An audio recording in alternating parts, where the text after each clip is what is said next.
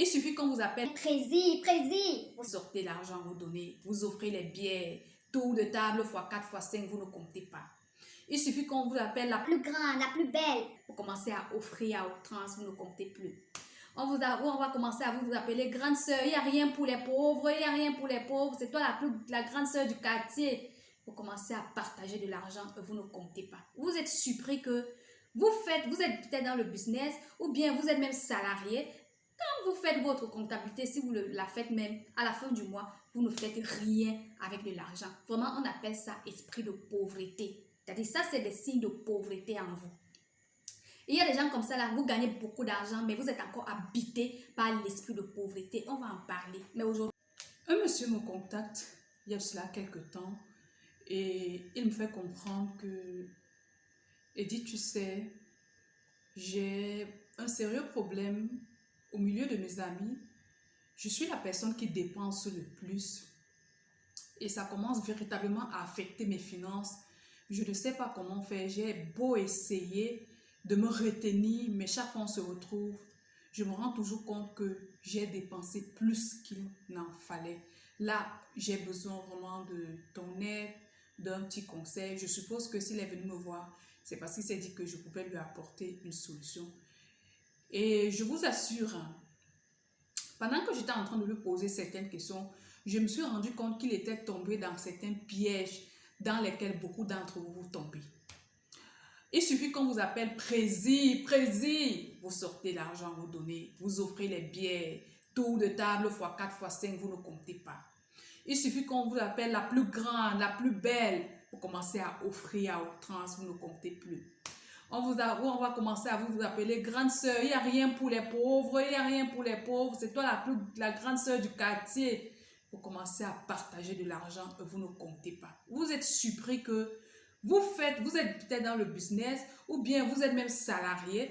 Quand vous faites votre comptabilité, si vous la faites même à la fin du mois, vous ne faites rien avec de l'argent. Vraiment, on appelle ça esprit de pauvreté. C'est-à-dire ça, c'est des signes de pauvreté en vous. Il y a des gens comme ça là, vous gagnez beaucoup d'argent, mais vous êtes encore habité par l'esprit de pauvreté. On va en parler. Mais aujourd'hui, on est en train de se focaliser sur véritablement comment faire pour sortir de ce type de dépenses-là.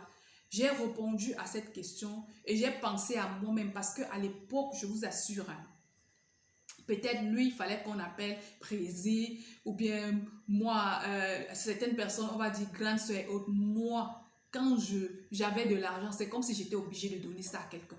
Tant que je n'avais pas encore donné mon argent à quelqu'un, je n'étais pas en paix. C'était vraiment devenu comme un piège pour moi. Et j'ai commencé à travailler ça. On en parlera. Maintenant, comment réellement sortir de ce désarroi? Parce que c'est un désarroi. Il y a des gens, par nature, vous avez on appelle ça comment?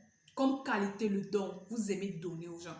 Mais attendez, si vous donnez sans compter, vous serez la première personne à solliciter les dons. Vous serez la personne la plus frustrée parce que finalement, vous n'allez plus pouvoir vous nourrir de votre capacité à donner aux gens parce que vous avez tout donné jusqu'à donner ce qu'il ne faut pas donner. C'est très dangereux. Aujourd'hui, je vous ai apporté aussi 3 secrets pour que la vidéo ne soit pas longue sur comment faire pour éviter ce type de dépenses. Et ça ne se limite pas seulement dans les groupes d'amis. C'est également valable dans les familles en fait. Il y a dans cette famille, on traite certaines personnes d'élite. C'est-à-dire quand il faut résoudre un petit problème, c'est la personne qu'on appelle. Quand il faut résoudre un moyen problème, c'est la personne qu'on appelle. Quand il faut résoudre un grand problème, c'est la même personne qu'on appelle. On ne tient même pas compte, donc on ne réfléchit pas. Et mais pourquoi est-ce qu'on vous appelle? C'est parce que vous avez ouvert la porte, vous avez trouvé que non. Vous leur avez dit, appelez-moi à temps et à contre-temps et on va vous donner. Donner à sa famille, est-ce que c'est mauvais? Non. C'est pas mauvais en soi, mais il faut donner de manière disciplinée. Maintenant, comment le faire sans être frustré? C'est à ce niveau-là que moi, j'aimerais véritablement intervenir aujourd'hui. Et sachez très bien que c'est des cas comme ça, c'est vraiment des situations comme ça qu'on résout dans le cadre de vidéothérapie.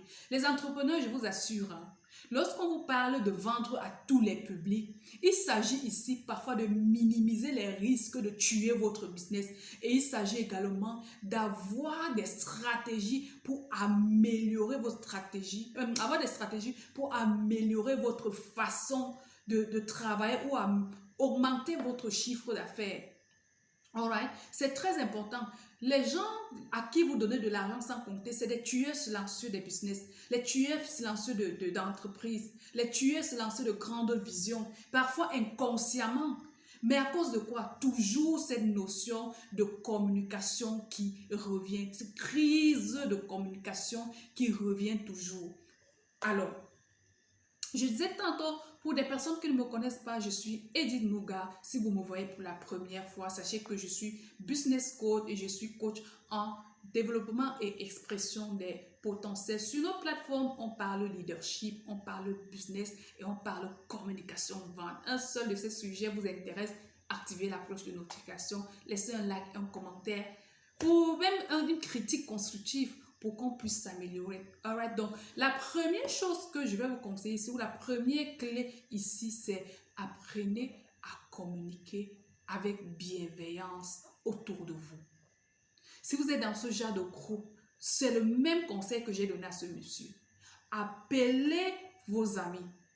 Donnez-leur l'état des lieux de votre situation financière.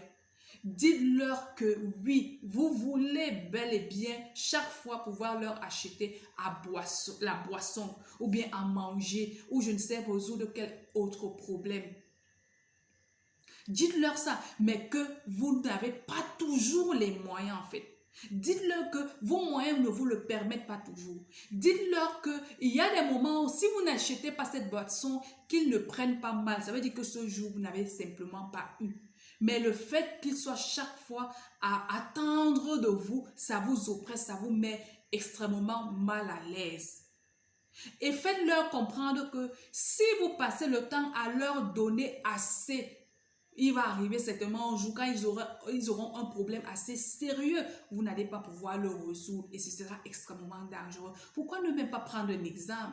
Peut-être vous êtes gravement malade à l'instant, j'ai pas de l'argent parce que peut-être on sortait du bar, on sortait du snack, on a bu, on a vidé tout l'argent et quelque chose vous arrive. Je vais intervenir comment? Permettez-moi d'épargner un peu, je vous aime tellement. Bref, des éléments clés comme ça, mais une communication bienveillante.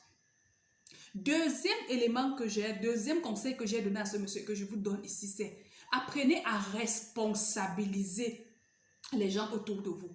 Que ce soit les membres de votre famille ou bien vos amis. Dites-leur simplement que vous aussi, vous êtes des personnes de valeur. Vous pouvez créer de la richesse. Vous pouvez avoir de l'argent. Dites-moi ce dans quoi vous voulez faire. Qu'est-ce que vous savez faire? Comment est-ce que je peux vous conseiller? Vous savez, lorsqu'on se retrouve comme ça, que je donne peut-être 10 000 francs, l'autre donne 5 000, l'autre donne, on associe ensemble, ça montre que ce n'est pas moi qui suis le chef ici. Je ne suis pas président. En réalité, nous tous, nous sommes ces grands présidents-là. Donnez-leur de la valeur, donnez-leur de la place, responsabilisez-les. Sinon, vous allez être vraiment le président. Vous pensez qu'on vous appelle président parce que vous êtes vraiment trop président? Non.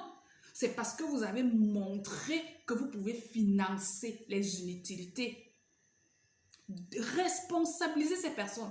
Avec les membres de votre famille, si c'est un projet qu'il faut financer, demandez à un membre de votre famille de montrer d'abord son intérêt en fait, en vous montrant ce qu'il a d'abord sous la main. Il y a des cas graves où il faut intervenir, mais des cas où vous dépensez votre argent, vraiment ça ne sert même pas. C'est-à-dire, sans réfléchir, et à la fin vous commencez à vous poser les questions, est-ce que j'étais même obligé de dépenser cet argent? Vous vous rendez compte que la comptabilité prend un coût, c'est les employés qu'on n'a pas payés, c'est le fonctionnement qui ne marche plus bien et l'entreprise commence à mourir. Pourquoi? Parce que vous êtes devenu l'élite de la famille, l'élite de vos amis. Et généralement, déjà de personnes là, vous avez beaucoup d'amis beaucoup d'amis à qui vous êtes censé offrir sans compter. C'est dangereux pour vos business. La communication. Troisième secret ici que vous devez faire, c'est apprenez à dire non avec bienveillance. Donc, il y a des moments, quelqu'un va vous appeler et vous dire que j'ai telle situation. Vous dites simplement non. Vous pouvez même dire à la personne que c'est vrai que j'ai, mais vraiment j'ai de l'argent. Mais ce que j'ai prévu avec cet argent ne me permet pas de t'aider actuellement. Donc vraiment, je pense que je vais voir ça prochainement. Ça fait mal, oui, ça fait mal quand on dit non. Mais prenez vos responsabilités et dites non. Avec bienveillance, hein. Pas étant insolent ou insolente, non. Avec bienveillance. Il faudrait que les gens sachent que quand ils viennent chez vous, c'est pas toujours pour avoir le résultat. C'est pas toujours pour avoir de l'argent. Parce que oui, chaque agent est positionné pour résoudre un problème spécifique. Généralement, en comptabilité, on va vous parler de faute de gestion. Chaque fois que vous prenez un argent que vous avez prévu pour une situation, oui, vous avez utilisé pour une autre situation. Ça, c'est une grave faute de gestion. Et tant que vous êtes dans ce moule-là, vous n'allez pas vous en sortir. Vous allez avoir de très bonnes stratégies business, très bonnes stratégies de vente et tout. Mais votre résultat, vous allez partager ça gratuitement et vous n'aurez rien à montrer. J'espère que cette vidéo vous a aidé. Si vous voulez véritablement améliorer votre capacité à dire non, votre capacité à véritablement avoir une ambiance de causerie, que ce soit dans votre groupe d'amis, en tant qu'entrepreneur, vous voulez protéger vos finances, parce que je sais que c'est le nerf de la guerre. Vous voulez protéger vos finances. Si vous voulez vraiment améliorer votre communication sur tous les publics, quel que soit celui-là qui est vraiment un piège pour vous, je crois que vidéothérapie est une réponse. Je crois que vidéothérapie est une réponse. Et si vous ne voulez même pas prendre vidéothérapie, allez prendre une formation en développement personnel, je vous en prie. Parce qu'il y a beaucoup d'entre vous, il y a longtemps, vous serez déjà en train de